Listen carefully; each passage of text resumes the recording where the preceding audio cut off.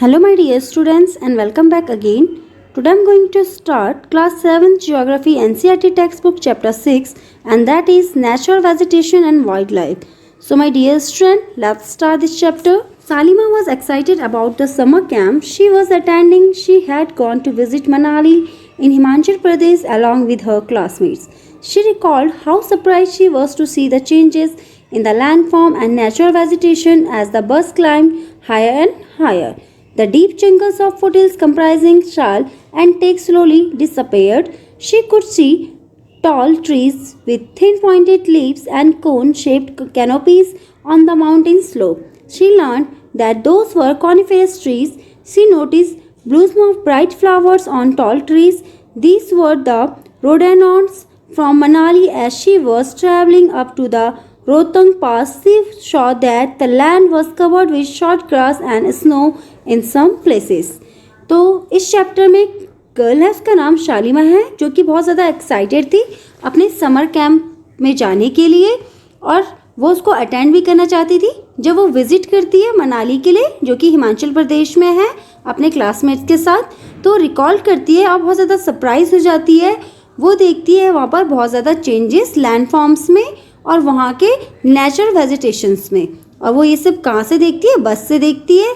जब बस high to high climb करती रहती है, हाई टू हाई जाती रहती है, तो देखती है कि नीचे क्या है, बहुत ज़्यादा डीप जंगल्स हैं, डेंस फॉरेस्ट हैं, फुट हिल्स जो हैं वो कंप्राइजिंग है, और जो वहाँ के ट्रीज़ हैं वो क्या है, टेक हैं, शाल हैं, जो कि धीरे धीरे क्या हो रहे हैं, डिसअपियर हो रहे हैं. और वो क्या करती है कि जो वो टॉल ट्रीज़ होती है उनकी क्या देखती है, जो पॉइंटेड लीव्स है और कोन शेप्ड कैनोपीज जो ट्रीज़ हैं जो कि माउंटेन्स में लगे हुए हैं, उनको हाई से क्या करती है, नोटिस करती रहती है. और वो क्या करती है, उनको देख के वो लर्न करती है कि ये कॉन्फेरियस ट्रीज़ हैं, और नोटिस भी करती है कि कुछ ब्राइट फ्लावर्स ट्रीज़ में क्या है, ब्लूज में, यानी कि ट्रीज़ में खिले हुए हैं.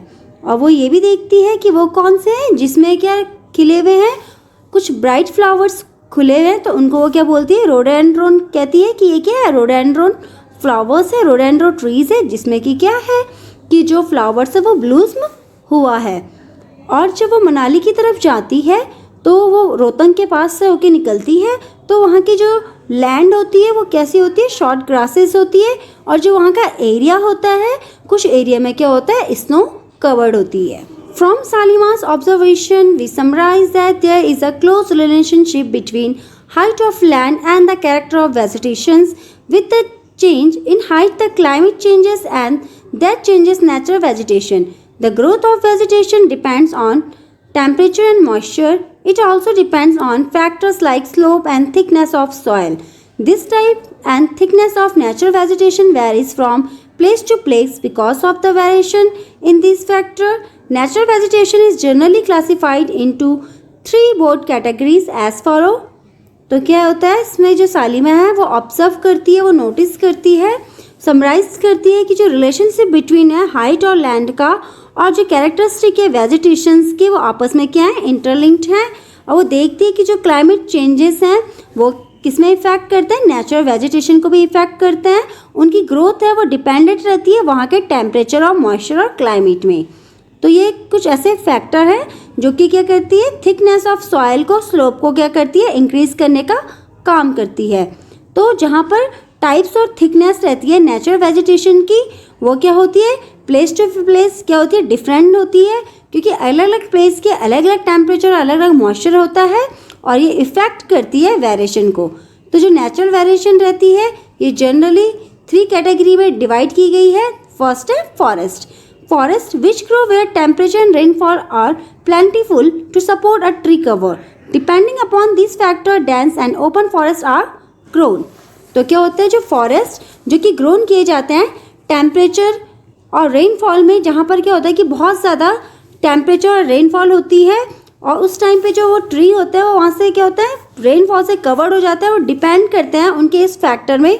उनको हम क्या कहते हैं, ओपन फॉरेस्ट हम कहते हैं, जहाँ पर क्या होता है कि बहुत ज़्यादा डेंस इलाका होता है, और वहाँ पर जो ट्रीज़ वगैरह हैं उनकी जो ग्रोथिंग सिस्टम वहाँ के टेम्परेचर और रेनफॉल पे डिपेंडेंट हो.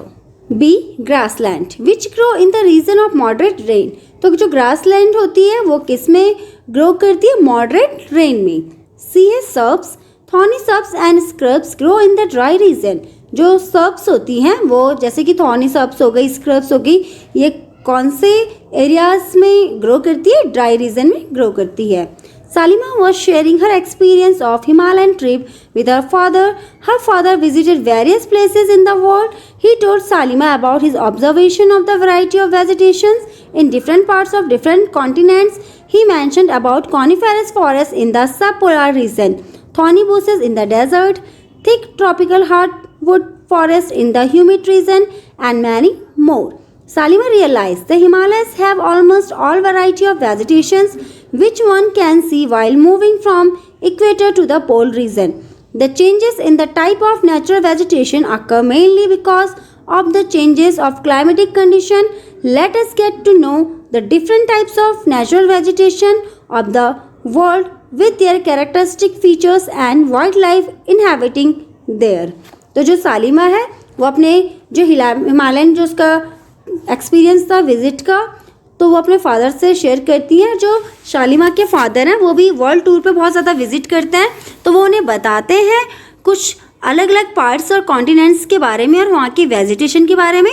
और वो मेंशन करते हैं कॉनिफेरस फॉरेस्ट को जो कि सब पोलर रीजन में पाए जाते हैं, थॉर्नी बुशेस को जो कि डेजर्ट एरिया में पाए जाते हैं, थिक ट्रॉपिकल हार्डवुड फॉरेस्ट को जो कि ह्यूमिड रीजन में पाए जाते हैं। और ऐसे ही उन्होंने उनको बहुत सारे वेजिटेशन के बारे में बताया।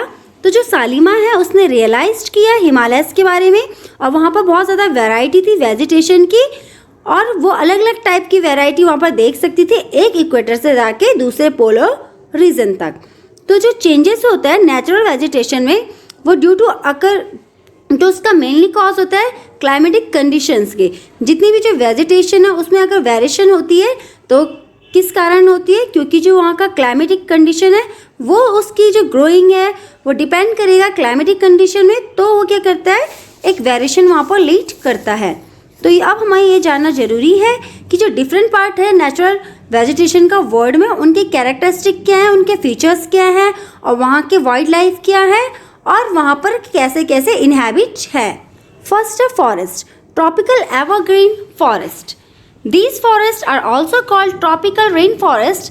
In figure 6.3, these thick forests occur in the regions near the equator and close to the tropics. These regions are hot and receive heavy rainfall throughout the year. As there is no particular dry season, the trees do not shed their leaves altogether. This is the reason they are called evergreen. The thick canopies of the closely spaced trees do not allow the sunlight to penetrate the inside the forest even in the day of time. Hardwood trees like rosewood, ebony, mahogany are common here. तो जो tropical evergreen forest हैं ये जो होते हैं ये tropical rain forest में बहुत ज़्यादा पाए जाते हैं, और जो ये फॉरेस्ट होते हैं ये बहुत ज़्यादा थिक होते हैं और ये इक्वेटर के नज़दीक होते हैं ट्रॉपिक्स में। इस रीजन में हॉट और जो ये रीजन होता है यहाँ पर क्या होता है हैवी रेनफॉल होती है हर साल।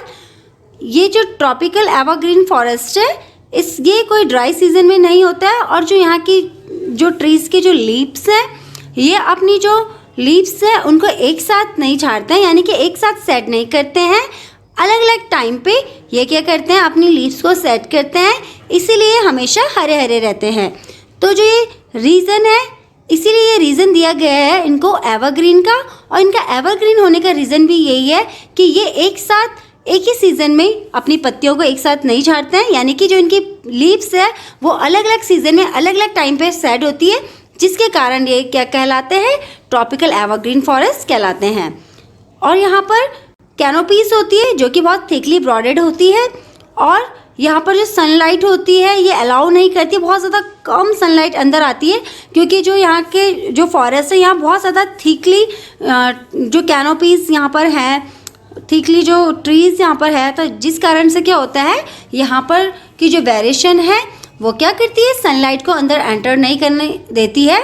और यहाँ के कुछ वेजिटेशंस हैं जैसे कि कौन कौन से हैं, हार्डवुड ट्रीज़ हैं, रोजवुड ट्री, इबॉनी है, महागोनी है, ये यहाँ के क्या कुछ कॉमन से वेजिटेशन है जो यहाँ पर पाए जाते हैं।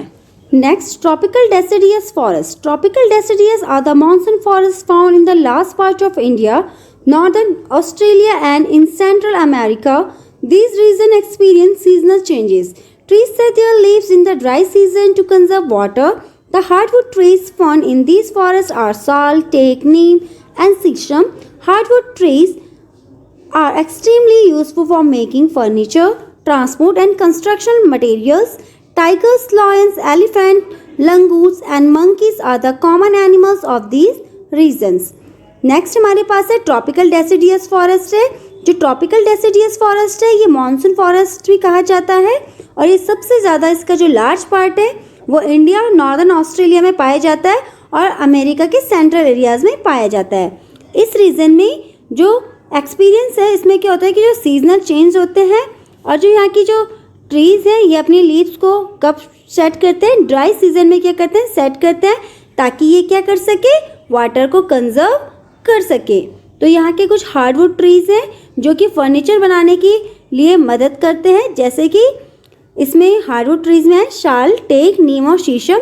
और जो ये हार्डवुड ट्रीज़ हैं इनका बहुत ज़्यादा यूज़ होता है फर्नीचर बनाने के लिए, ट्रांसपोर्ट करने के लिए और कंस्ट्रक्शन मटेरियल के लिए। यहाँ पर कुछ कॉमन से एनिमल्स हैं जो इस रीजन में पाए जाते हैं और वो हैं tigers, lions, elephant, langurs and monkeys. Next one, temperate evergreen forests. The temperate evergreen forests are located in the mid-latitudinal coastal region.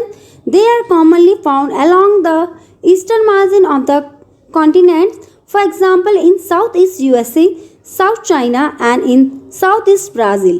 They comprise both hard and softwood trees like oak, pine, eucalyptus, and so on. तो क्या होते हैं जो temperate evergreen forest हैं ये located होते हैं mid latitudinal coastal areas में और कॉमनली फाउंड होते हैं ईस्टर्न मार्जिन ऑफ कॉन्टिनेंट्स में, जैसे कि कौन कौन से हैं, साउथ ईस्ट यूएसए है, साउथ चाइना है एंड साउथ ईस्ट ब्राज़ील है। और ये कंप्राइज करते हैं, यहाँ पर दोनों टाइप की वुड पाई जाती है, सॉफ्ट और हार्ड वुड दोनों टाइप की पाई जाती है, जैसे कि पाइन हो गया, यूकेलिप्टस हो गया और ओक हो गया। Temperate deciduous forest. As we go towards higher latitudes, there are more temperate deciduous forests. These are found in the northern eastern part of USA, China, New Zealand, Chile, and also found in the coastal region of Western Europe. They shed their leaves in dry seasons. The common trees are oak, ash, beech, etc.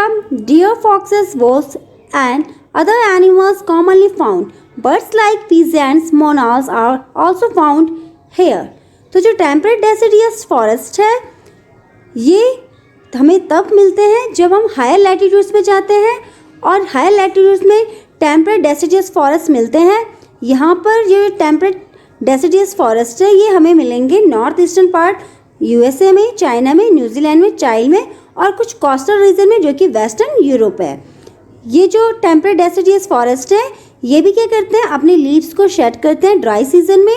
और इसके कुछ common से trees हैं जो कि okay है, ऐश है, बीच है और यहाँ के कॉमन से कुछ एनिमल्स हैं जैसे कि डियर हो गया, फॉक्सेस हो गया, वोल्फ्स हो गया। ये क्या है, यहाँ के कॉमन एनिमल्स हैं। कुछ बर्ड्स भी इस फॉरेस्ट में पाई जाती हैं जो कि पीजेंट है, जैसे कि 6.9 फिगर में प्रेजेंट है पीजेंट और 6.10 में मोनाल। तो ये क्या है, यहाँ की बर्ड्स हैं जो कि इस फॉरेस्ट में पाई जाती हैं। नेक्स्ट है Mediterranean vegetation. You have learned that most of east and northeast margin of the continents are covered by the temperate evergreen and deciduous trees. The west and southwest margin of the continent are different. They have Mediterranean vegetations. It is mostly found in the areas around the Mediterranean Sea in Europe, Africa and Asia. Hence the name. This kind of vegetation is also found outside the actual Mediterranean region in the California in USA, Southwest Africa and Southwestern. तो जो मिडटेरियन vegetation है आपने already पहले पढ़ चुका है east और north east margin से जो कि कॉन्टिनेंट में है और वो कवर्ड किए गए हैं किससे, टेम्परेट एवरग्रीन और डेसिडियस ट्रीज से। तो जो वेस्ट और साउथ वेस्ट मार्जिन है कॉन्टिनेंट के ये एक दूसरे से डिफरेंट हैं और इनमें मेडिटेरियन वेजिटेशन है, जैसे कि फिगर 6.12 में भी दिखाया गया है। ये एक विनयार्ड है जो कि मेडिटेरियन रीजन में है। ये स्पेशली मोस्टली फाउंड होता है कुछ एरियाज़ में मेडिटेरियन में, जैसे कि यूरोप हो गया, अफ्रीका हो गया, एशिया हो गया। और इसमें जो वेजिटेशन है ये क्या होती है, आउटसाइड होती है मेडिटेरियन रीजन के। और कुछ वेजिटेशन है जो ये मेडिटेरियन रीजन में होती है वो है कैलिफोर्निया, यूएसए में, और साउथ वेस्ट अफ्रीका और south western South America and Southwest Australia. These regions are marked for hot dry summers and mild rainy winters. Citrus fruits such as oranges, figs, olives and grapes are commonly cultivated here because people have removed the natural vegetation in order to cultivate what they want to. There is not much wildlife here. तो जैसे south America हो गया, south west Australia हो गया, ये कुछ ऐसे regions हैं जहाँ पर क्या होते हैं कि इनको मार्क किया जाता है हॉट ड्राई समर्स में और मिल्ड रेन विंटर्स में। तो यहाँ पर जैसे सिट्रस फ्रूट हो गए, जैसे कि ऑरेंज, फिग्स, ऑलिव्स और ग्रेप्स हो गए हैं, ये कॉमनली कल्टीवेट किए जाते हैं क्योंकि जो यहाँ के पीपल है वो क्या करते हैं, नेचुरल वेजिटेशन को क्या करते हैं, रिमूव करते हैं कल्टीवेट करने के लिए, क्योंकि उन्हें वहाँ पर क्या ग्रो करना होता है, सिट्रस फ्रूट ग्रो करना होता है और यहाँ पर ज़्यादा वाइल्ड लाइफ नहीं पाए जाते हैं। नेक्स्ट वन है कॉनिफेरियस forest. In the higher latitudes, 50 to 70 degree of northern hemisphere, the spectacular coniferous forests are found, like figures 6.30a and b. These are also called as taiga. These forests are also seen in the higher altitudes. These are the trees which Salima found in the Himalayas in the abundance. They are tall, soft-toothed evergreen trees. The wood of these trees are very useful for making pulp. Woods of these trees are make use for pulp, which is used for manufacturing paper and newsprint.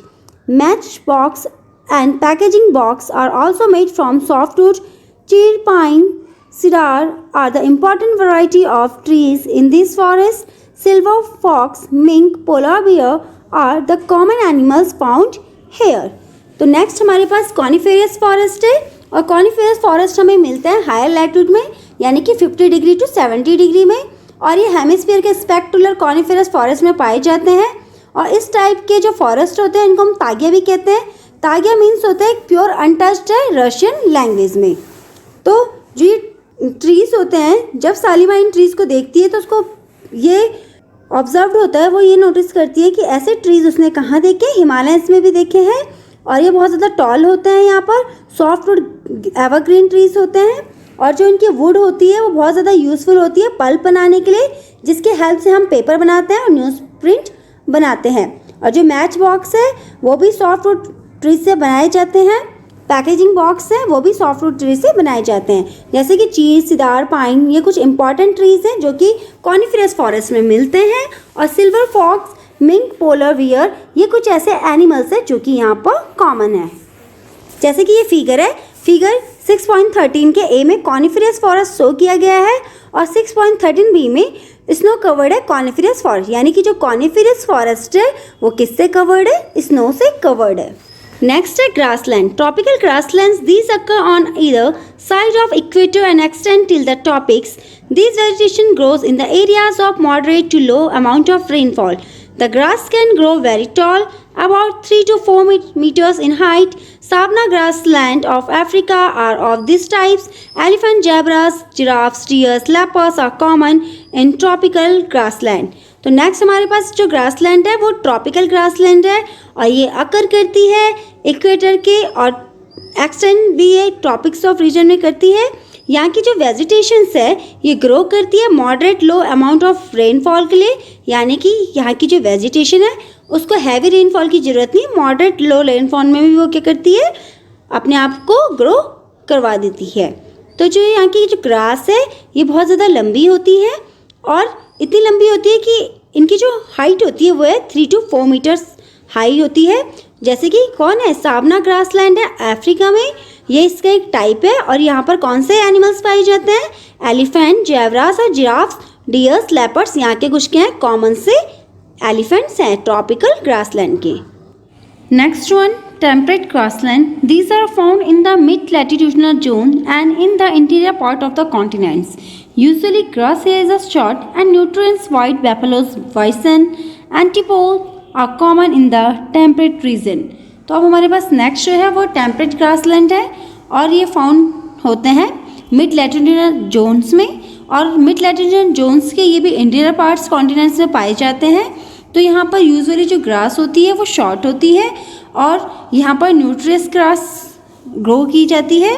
यहाँ के जो wild बेफेलोज, bison है, एंटीपोल्स है, ये कुछ common से यहाँ पर एनिमल्स है जो कि इस रीजन में पाए जाते हैं। Next one is thorny bushes. These are found in the dry desert-like regions. Tropical deserts are located on the western margin of the continents. The vegetation covers in the scarce here because of the scarcity of rain, scorching heat. Identify the desert region in the world map. Can you name the Great Desert of India? Name some of common animals of the desert which you have learned earlier. तो इसमें जो next है वो thorny bushes है। जो thorny bushes है वो पाई जाती हैं ड्राई डेजर्ट एरियाज में और ट्रॉपिकल डेजर्ट जो कि लोकेटेड है वेस्टर्न मार्जिन कॉन्टिनेंट्स में। यहाँ की जो वेजिटेशंस है, इन वेजिटेशन में स्कार्स पड़े हैं, यानी कि लाइनें पड़ी हुई हैं, दरार पड़ी हुई है, क्योंकि यहाँ पर जो रेन की अमाउंट है वो बहुत ज़्यादा कम है और जो हीट की अमाउंट है वो बहुत ज़्यादा है, जो कि क्या करती है, वेजिटेशन को स्कॉच करने का काम करती है। क्या आप आइडेंटिफाई कर सकते हैं ऐसे डेजर्ट रीजन्स को वर्ल्ड मैप में? और क्या आप कुछ नाम बता सकते हैं ग्रेट डेजर्ट इंडिया के बारे में और कुछ ऐसे कॉमन एनिमल्स जो डेजर्ट में पाए जाते हैं जो कि आपने पहले भी पढ़े हैं? If you reach the polar region you will find the place extremely cold. The growth of natural vegetation is very limited here. Only mosses, lichens and very small shrubs are found here. It grows during the very short summer. This is called tundra type of vegetation. This vegetation is found in the polar areas of Europe, Asia and North America. The animals have thick fur and thick skin to protect themselves from the cold climatic conditions. Seal, vultures, musk, oxen, Arctic owl, polar bear and snow foxes are some of the animals found here. तो क्या होता है next gas में, जो polar region है जहाँ पर बहुत ही ज़्यादा ठंडा होता है तो वहाँ पर जो वेजिटेशंस होती है वो लिमिटेड होती है यहाँ की वेजिटेशंस, और यहाँ पर कुछ ही नेचुरल वेजिटेशन है जो यहाँ पर ग्रो कर सकती है, जैसे कि मॉसेस, लाइकेंस और छोटी छोटी जो सर्फ्स होती है वो यहाँ पर पाई जाती है। यहाँ पर एक शॉर्ट समर से एक ग्रो होती है जिसको टुंड्रा टाइप वेजिटेशन कहा जाता है, और ये वेजिटेशंस पोलर एरियाज यूरोप में, एशिया में और नॉर्थ अमेरिका में पाई जाती है। जो एनिमल्स यहाँ पर पाए जाते हैं उनके जो फर होते हैं बहुत ज़्यादा मोटे होते हैं, थिक होते हैं, उनकी स्किन भी बहुत ज़्यादा थिक होती है जो कि अपने आप को प्रोटेक्ट करती है क्लाइमेटिक कंडीशन से, जैसे कि कौन है, सील है, वॉरलेस है और मास्क ऑक्सन है, आर्कटिक ऑल, पोलर बियर है और स्नो फॉक्सेस है। ये कुछ ऐसे एनिमल्स है जो कि इस रीजन में पाए जाते हैं और ये अपने आप को प्रोटेक्ट करते हैं कोल्ड से।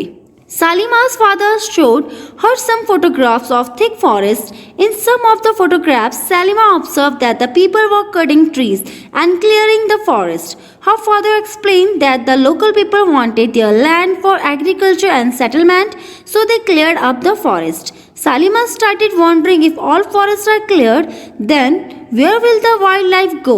Will the forest take the original shape again?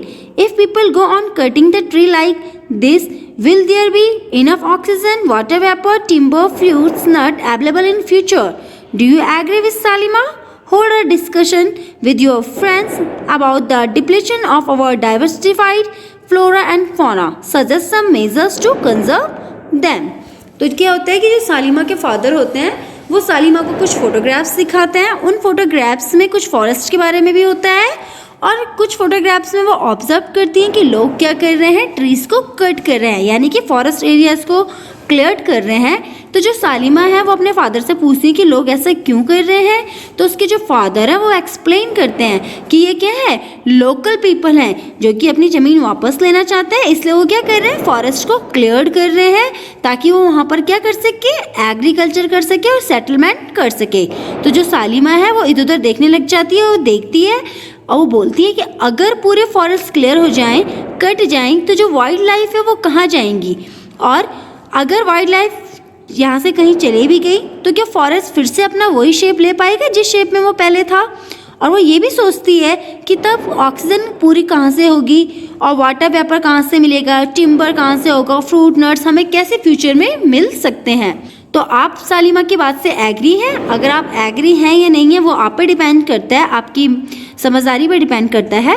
तो आपको इस बारे में डिस्कशन करना है, अपने फ्रेंड्स के साथ डिस्कशन करना है, अपने फैमिली मेम्बर के साथ आप डिस्कशन कर सकते हो कि अगर फॉरेस्ट अगर पूरा क्लियर कर दिया जाए तो जो बाकी के जो जानवर है, वाइल्ड लाइफ है, वो कहाँ जाएंगे? क्या हमारे लिए ऑक्सीजन बच पाएगी, या हमें जो चीज़ हमें फॉरेस्ट से मिल सकती है वो हमें फ्यूचर में मिल पाएगी बहुत ईजिली? तो ये सारा डिस्कशन आपको पूछना है और इसके बारे में आपको डिस्कस भी करना है कि हमारी जो डिप्रेशन है, हमारी जो फ्लोरा और फौना है, वो जब गायब हो जाएगी तो क्या होगा और हम इसको कैसे कंजर्व कर सकते हैं, कैसे हम अपनी वाइल्ड लाइफ सेंचुरी को बचा सकते हैं, अपने फॉरेस्ट को कंजर्व कर सकते हैं और कैसे हम अपने फ्लोरा और फौना को सेफ रख सकते हैं। My dear student, that's all about this chapter. I hope you all learned this chapter so well. Thank you so much.